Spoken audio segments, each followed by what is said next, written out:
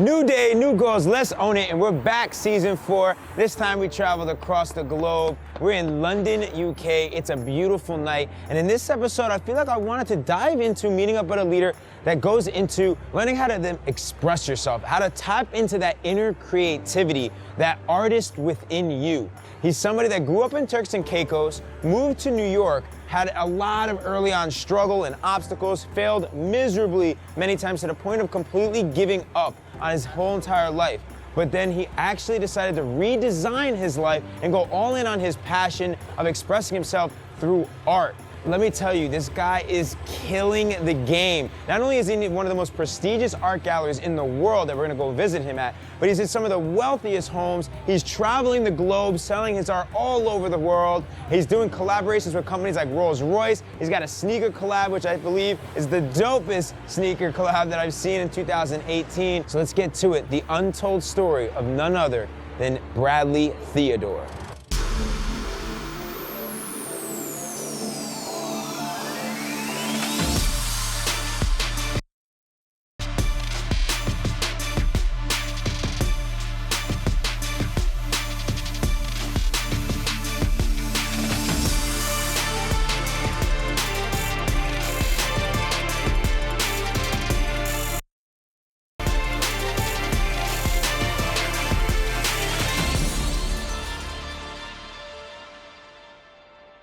I remember when we first met, you just told me like, yo, I locked myself, did not for like a year. Yeah.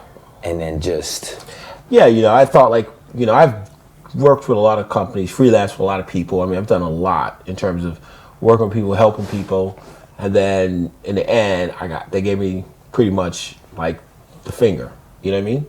Like, I remember working with this dude and working a project and it owed me like 10 grand. He was eating a steak in front of me. Like, you're eating a steak, you owe me $10,000. Oh. You know what I mean? Like, you know what I mean? Like, they're talking about, oh, you wanted me to do another project? No, I'm good. So I said, you know what? Also, it's that thing where you have to make a sacrifice, So I had to sacrifice my social, I had to sacrifice my energy and sacrifice my mental and give up a connection to a world, Like, really give up a connection to the world. Like, I couldn't, because I get people, everyone call me, hey, Brad, what are you doing? Let's hang out. Let's do this. Let's do this. Like, I was like, you know what? I'm done. I don't exist. Like, I wouldn't pick up the phone. It was just rap. Were you depressed in a way? Like, you just wanted, you were tired of the world? Like, no, I went through depression before. I had a company, I had a partner screw me over. And then it was just like, boom, I hit the rock bottom. It was just like, what do you do? It's it. And then everyone, when, in New York, when they see you weak, they pull out the knives and they start stabbing. So it's like, kind of the gangs of New York, but, oh, the king is down. And so you're just like, what do you do, And I said, like, okay, I'm not going to physically kill myself. I'm going to mentally kill myself. I'm going to kill the old things about me. I'm going to kill the old person, That person is going to jump off a bridge and he's no more. A new person is going to rise, and I'm going to go back to who I really was, what brought me to the city, what brought me through all like the tough times, what was the thing that I did, and that was art. And so I felt that I had got in this kind of art for commerce community where it's like, wow, okay, I have an idea, you have a talent, let me use your talent and let's get some commerce. One of the things that I love that Bradley said was that he had to kill himself mentally. And what he means by that is he had to die to his old self. He had to actually, completely start from zero, completely reinvent himself to the point of actually locking himself in and working on mastering his craft. A lot of you right now can completely redesign your life, can reinvent yourself, but you have to kill your old you. And now I want to get into basically, how do you actually tap into that artist within? How do you actually pull out that creativity? So that was like that when you got pulled into the corporate world. Well, yeah, corporate world. It's where like you're getting paid for your time to create your creativity. No, it's your time to take someone else's idea and make it a good idea. You know what I mean? Because most people won't have, I have a great idea. And you're like, that's not a good idea. This is your idea the way it should be as a good idea. For example, take Da Vinci. Da Vinci was an artist, right? But he couldn't get any commissions.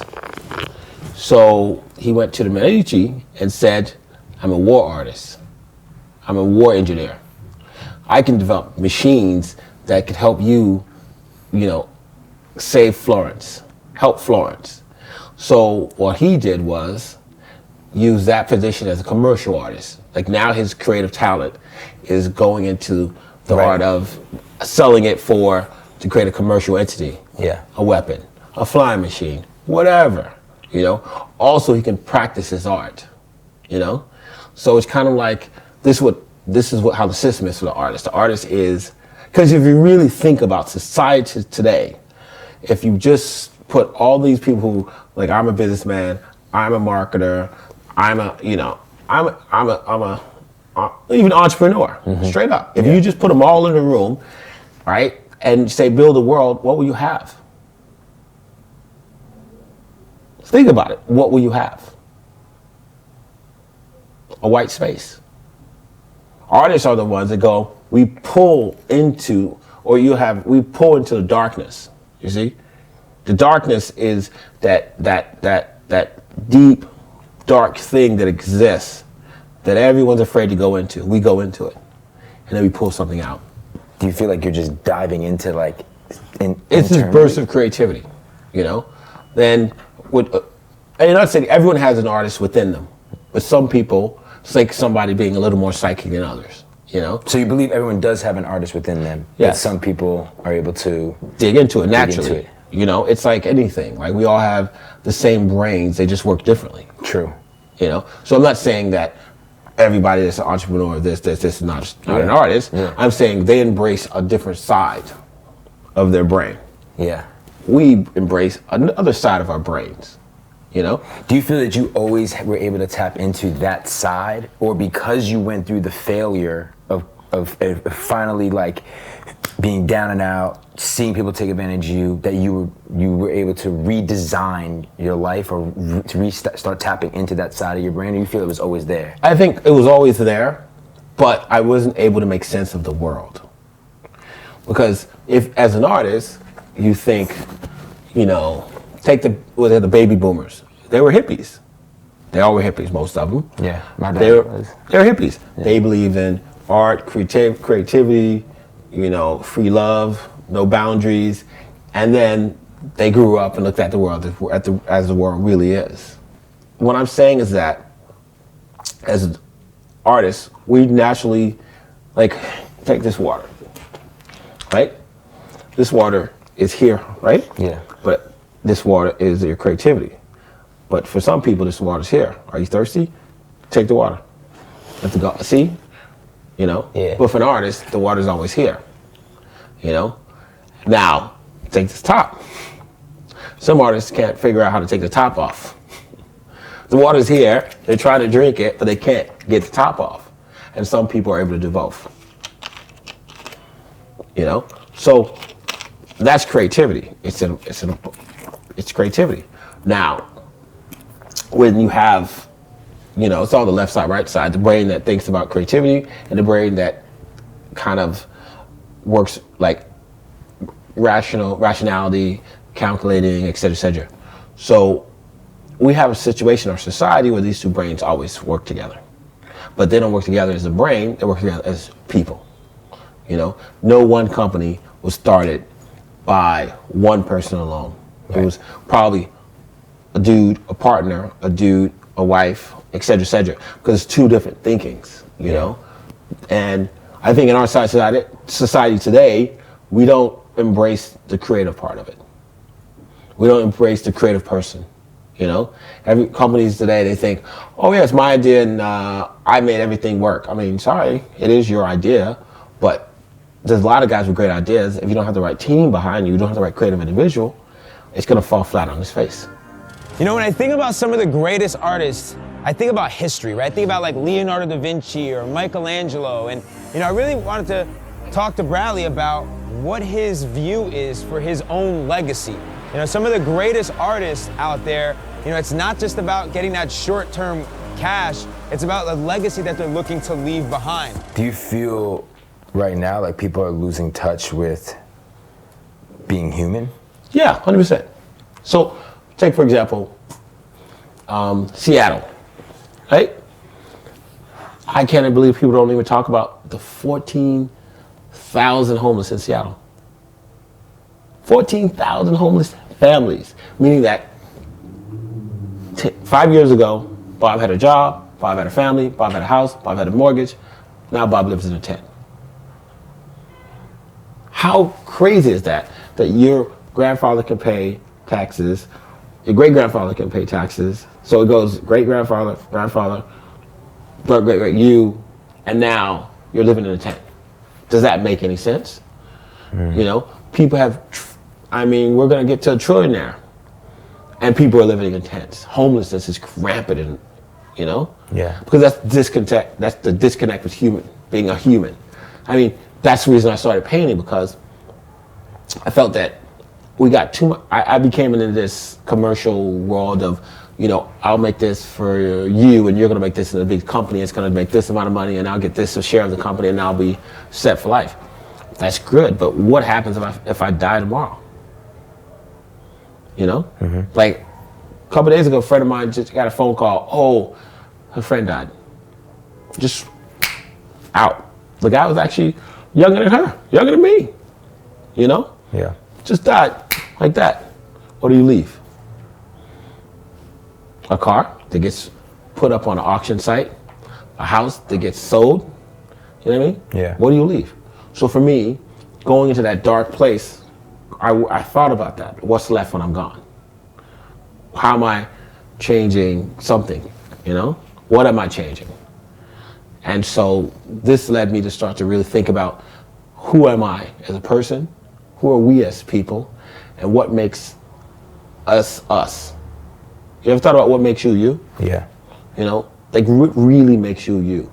Like going in and thinking about these layers of, like, from a kid, you know, to a young teenager, all those, even getting beat up by a bully, beating up a bully, winning. There's layers. This show has helped me. It's been like healing, you know, because I've, you know, in each episode, I've been doing that. I've been digging and learning more about myself, and in each episode, I've been like thinking about that, you know, like in the last episode, I had talked about like being bullied and like the scar on my face that like I had never talked about since, like, ever. Like little things that have happened in my life that have like made me who I am, and, you know, unraveling, you know, why did I become an entrepreneur? You know, what am I, you know, what did I have to prove to the world? And now I feel like, you know, I'm not the same person anymore, because I've started to dig within. Whereas like so many years of my life, I got caught into doing what I thought you're supposed to do. Yeah, and I feel like that was, you know, a lot of us, so many of the people even watching, right? Like that's the simulation that they're in right now. Prime example. For example, like with my painting technique, people are like, oh wow, it's a skeleton. No, it's a makeup of a person. Each color is an incident. Each color is a history. Each color is a personal trait. Each skeleton, because as you rebuild yourself, you're rebuilding from nothing. Then you're building yourself into this skeletal form and coming into becoming a new human. When I do my art, it kind of puts everything in perspective. You know, the world is very complex right now, and the minute I'm painting, it starts to make sense. My for all time is color. I think color is timeless. I use color as a magnet.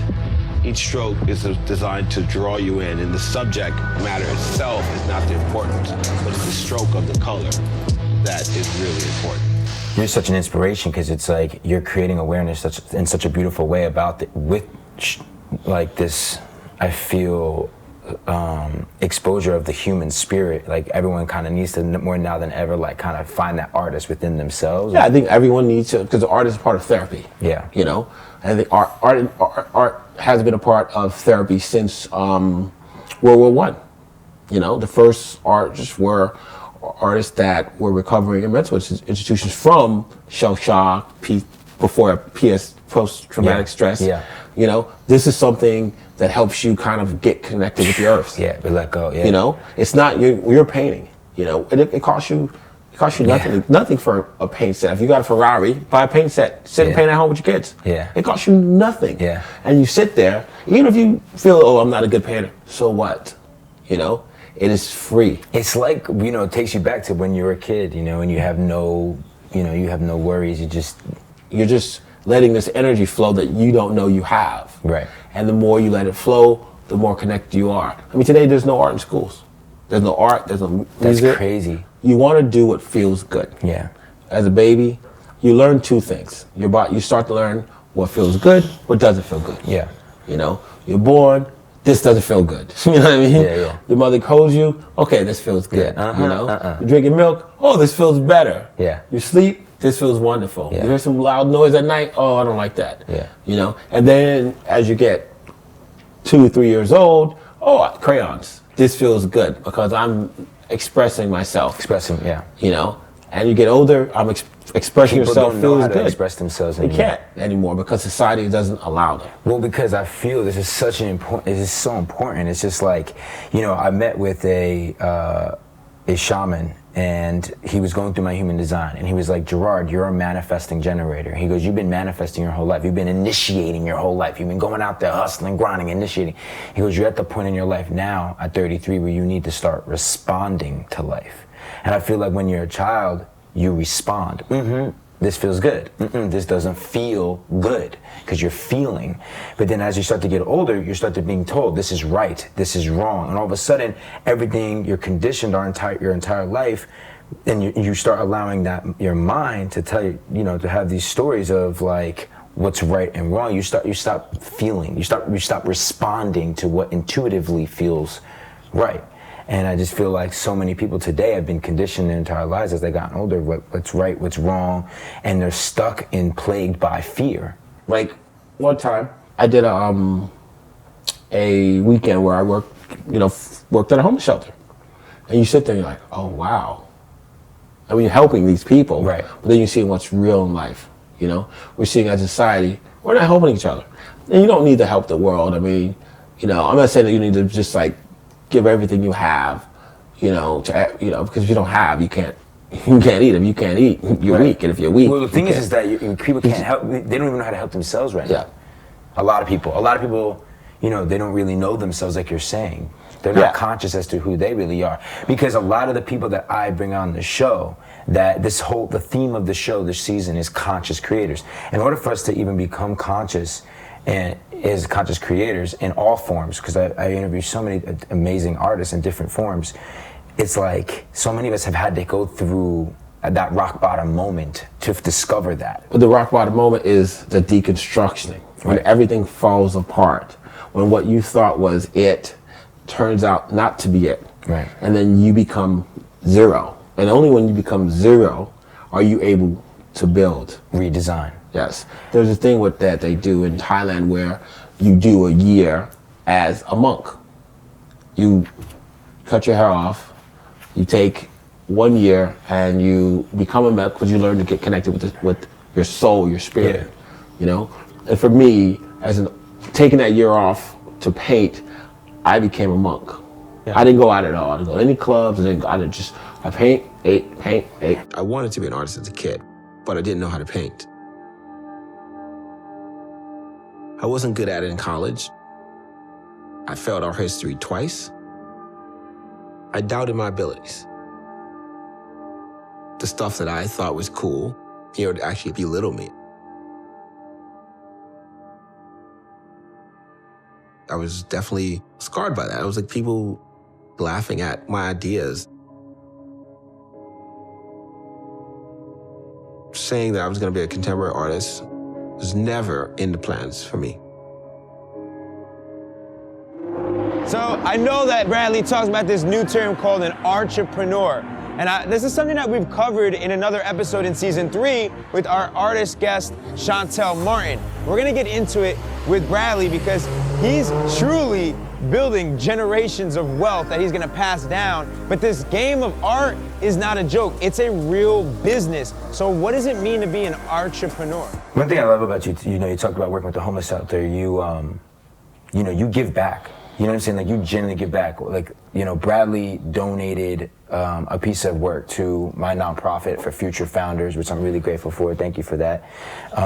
You have worked at homeless shelters, but one of the things I also admire about you is you've given back to your family. Like, for me, was always trying to gain success in my life because I wanted to take care of my mom and my dad and like give back to my family.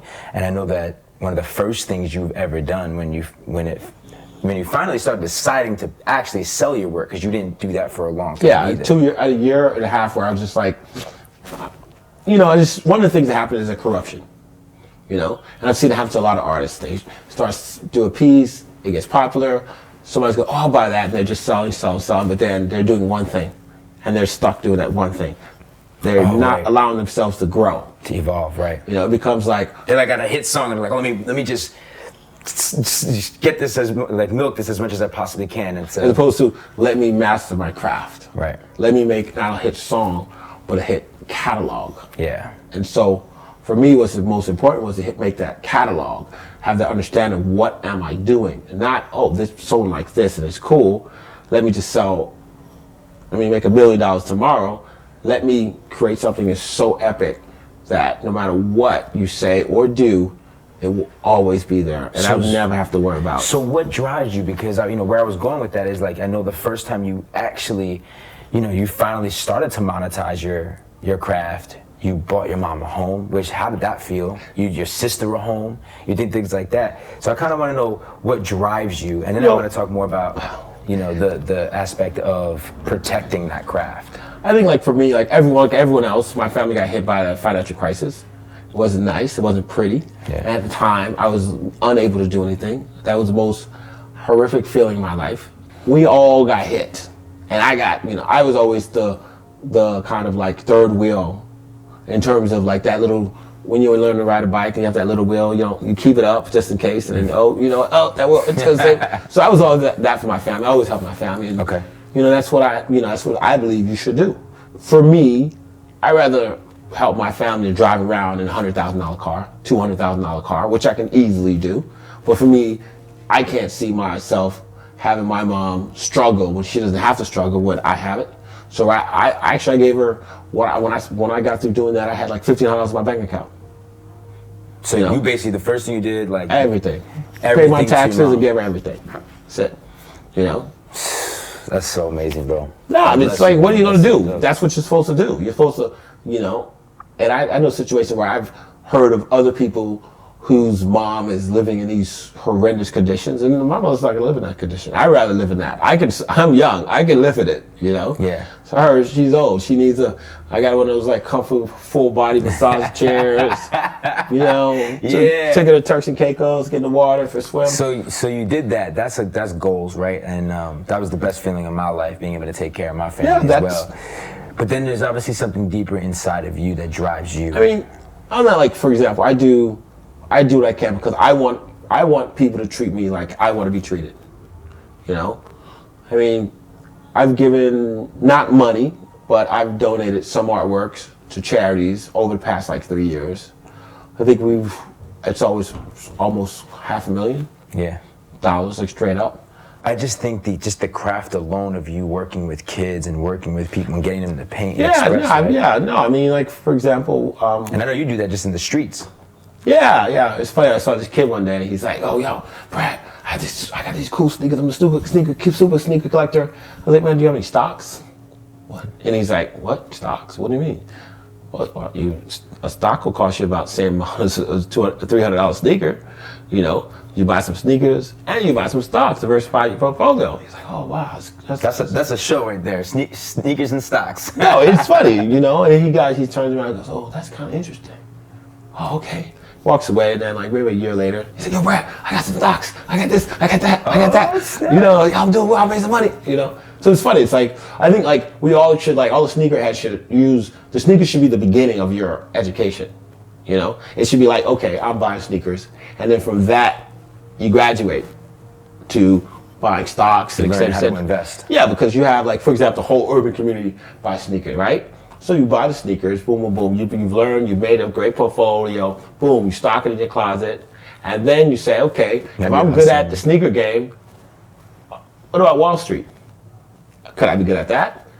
Cool. You get a little online account, you get on your phone, do some trade. You never know. Yeah. You know? I mean, that's where I started. Yeah, kids. Today people aren't ready to do that transition. I mean, for those that have like parents that can provide that information to them. Yeah, as a kid, when I had my little side businesses, I wish I had an uncle that came up to me and said, "Hey, don't you know you can put that in a brokerage, or you could do that." Believe me, I'd have made my money faster. Yeah. But if you don't have it, you have to take what you're learning and getting by with now and convert that to what you're going to do when you hit, like 30. Yeah. Right. Because that's going to affect what you do when you're 40, and that's going to affect what you do when you're 50.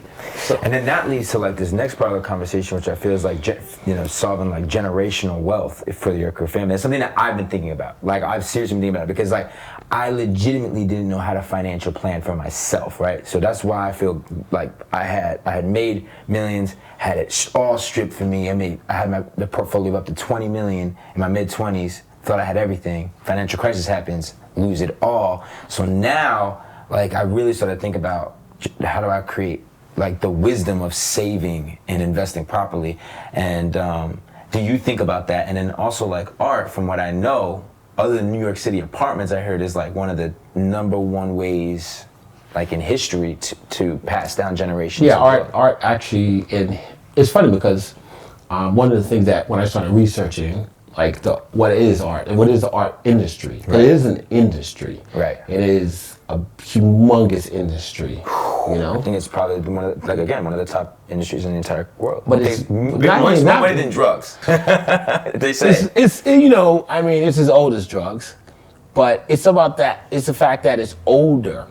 It exists prior to having wire transfers, prior to checks. Well, it's like the first language. Yes. So art is a part of our culture. Yeah. And unless you're ready to just be, even if you're going to be in a white box, that white box will be creatively put together by an artist. So it is one of the most long-lasting commodities that you can buy. I buy art. When I go to a charity auction, I buy it, Yep, right here, sold, sold. So I want to hit on two sides. For someone like myself who's a collector, what would be some advice that you would give me?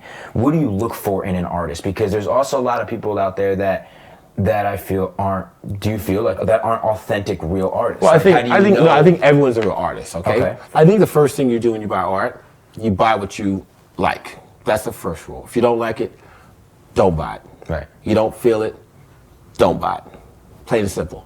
Now, if you're buying in terms of you want quick return, long-term return, those are three different stories. Okay. You have what you like and you buy it. And you may not.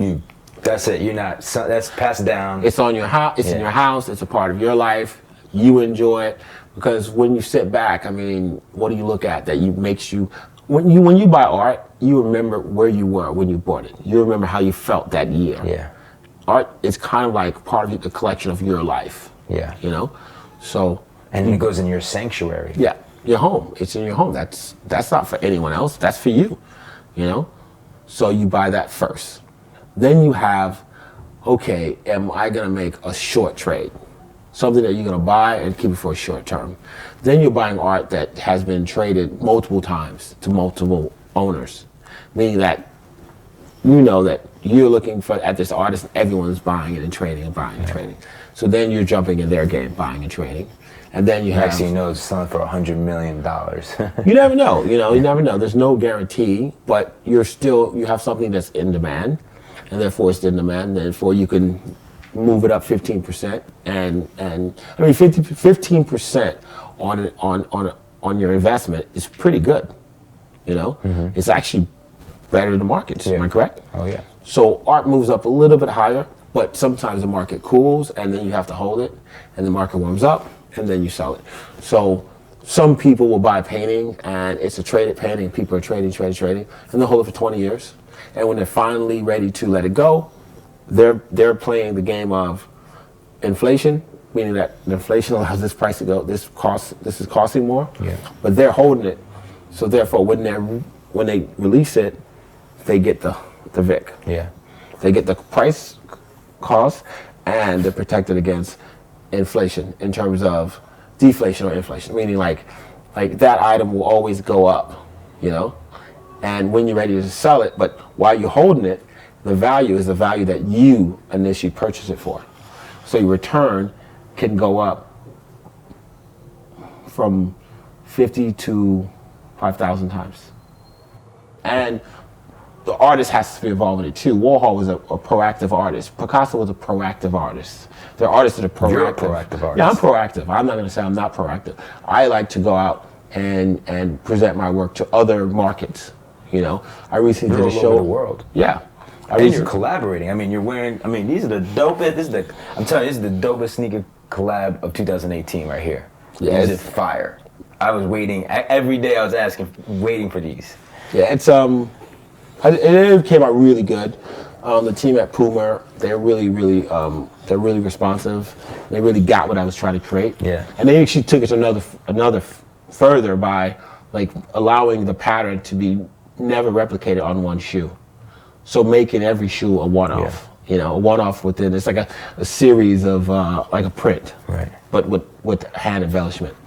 So what next thing I want to ask you is like for the artists that are aspiring right now, what advice would you give them to getting to the level of now? Your art is we're sitting in Maddox, which is one of the most prestigious art galleries around the world.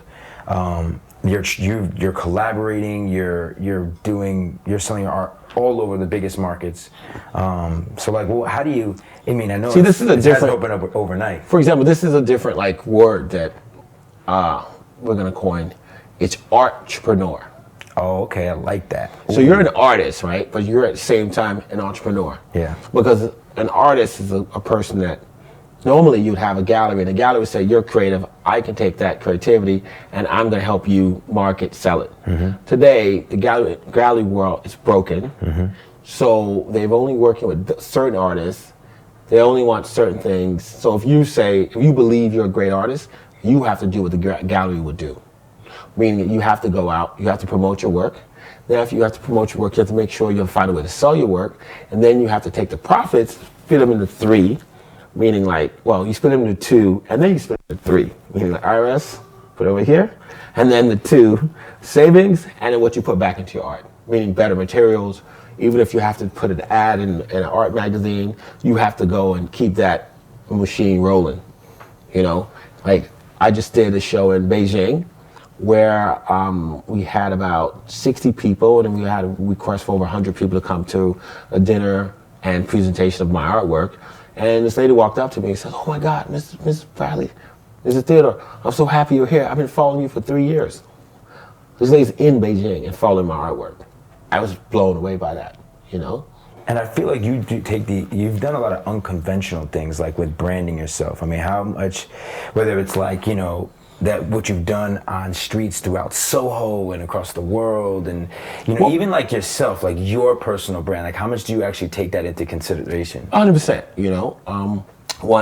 Street art is actually interesting because I've been doing it forever, and it used to be called. And when the corporation got involved in it, they call it guerrilla campaigning. Right. They were like, it was, they would go ahead and take a graffiti artist and hire them to do their logo somewhere on the street, et cetera, et cetera, et cetera, et cetera. Guerrilla marketing. Yeah, guerrilla marketing. So I'd been in that industry before, being a street artist, and then going ahead and working with companies and not liking it and saying, well, I'll never do that again. But because I'm my own entity, I'm working for Bradley Theodore, so I'm his guerrilla campaign. I'm going to go out and take this artwork and paste it all over the world, in order to promote this brand, as opposed to promote a drink, a soft drink, right? Or it's supposed to promote, a jacket. I'm promoting the art of Bradley Theodore globally. How much fun is this for you? It is fun. It's hard. It's a lot of hard work. work. It's not easy. I work 24/7. I'm 24/7. I mean, I have to paint. I have to shake hands, kiss babies. I have to hit walls. I have to jump on the plane. I mean, I luckily I have a little membership with this company, and it costs. It's a cost. You're constantly investing. Yeah, always investing. Always investing in myself, my product. Meaning, the product is this funny because like I'm the artist, but I have to split myself into the art dealer in terms of making sure that this product is great. Bradley is doing great paintings. It's promoted correctly. Interviews. It's weird. It's like I have like a split personality. I think art is a universal language like music. It's so important. Even if you're not looking to make art, your actual business, take some time, this week, this weekend, to just find that artist within you. Go out there and create, whether that's a film, whether that's writing a book, whether that's making music, going to karaoke, whether that's getting a paintbrush. Do you ever go into a complete like flow state where it's just you get every into time. flow? Whenever I'm painting, I don't know the time. I don't know where I'm at. People are like, oh, can you paint the street? You don't worry about it. What's the scariest part? Like just like that. Like I'm just curious. Like, is it the first? Like, what's the? Like, so many people just don't start. Or It's the middle of a painting is the scariest really? part. The beginning, you know what you want to do.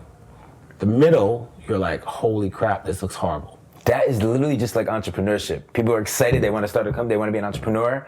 It's exciting, and then they get to the middle of the mountain, but they can't see the top. They already You have to hold on. You have to hold on. You have to hold on. And with painting, you do same thing. You're like, this is gonna be great. This is good. You have to have the faith, and no one can tell you, oh wow, it's gonna be. No, you have to know that this is gonna be the best painting you've ever painted in your life, and that's how I feel. Even if you're starting a company, this is gonna be the best company that exists. Yeah. I'm gonna rock it. And then I feel like then the beauty is in accepting the imperfections and letting it become what it's meant to be without you trying to force I think the imperfections allow it to be it. That's what makes it special, And if you had a perfect painting, then anyone can do a perfect painting. I can't do a perfect painting. My imperfections create a perfect painting. And I feel like that relates to so many people watching this when they look at their lives. Yeah, I think you should always accept who you are and what you are, And there's no such, imperfection is a word you use for uniqueness in a way where you're just striving what people think your uniqueness, what's unique about yourself. People may not like it, but it works. Are you seeing a lot more emerging Black artists come out, and like, what was it like for you to be? I think the art world is very, very interesting. It's hard if you're a Black artist, because people try to typecast you as this. Right. You get typecast. You're doing this kind of art.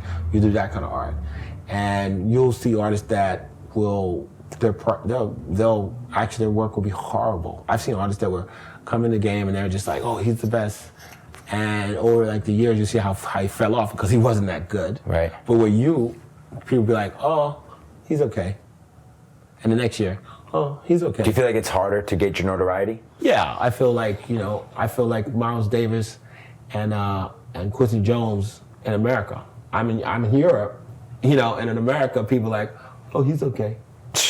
I know I'm one of the best, and I'm not afraid to say it. I said that the first moment I met you. Yeah. I know I'm one of the best, and I'm at a level that people can't even understand. I haven't even begun to let the guns blaze. You're just starting. Yeah, I'm playing around with them, and a lot of people kind of underestimate me, and I like that. It's like a small business, and someone's underestimating the owner of the business. I always ask everybody, Bradley, before they get off the show, though, what makes a great leader? I believe in two things. Someone is considerate of everybody. You're considerate of everybody, but you do what has to be done for the good of all. Yeah. And a person that looks before they leap, but isn't afraid to leap. I love it. All right, brother. Thank you so much, man. Thanks for being on the show. Leaders Create Leaders, Bradley, Theodore, guys. So I hope you guys enjoyed this episode of Leaders Create Leaders. We all have that artist within us. You just gotta pull it out. Hopefully you had some huge takeaways. If you enjoyed this episode, definitely let me know. What were the takeaways that really impacted your life? Comment below. Definitely tag Bradley Theodore. And if you want someone on the show, let me know. But I appreciate each and every one of you because your feedback inspires our team to keep going. So definitely subscribe, share it with your friends. And I love you guys. From London, your boy GA. Peace.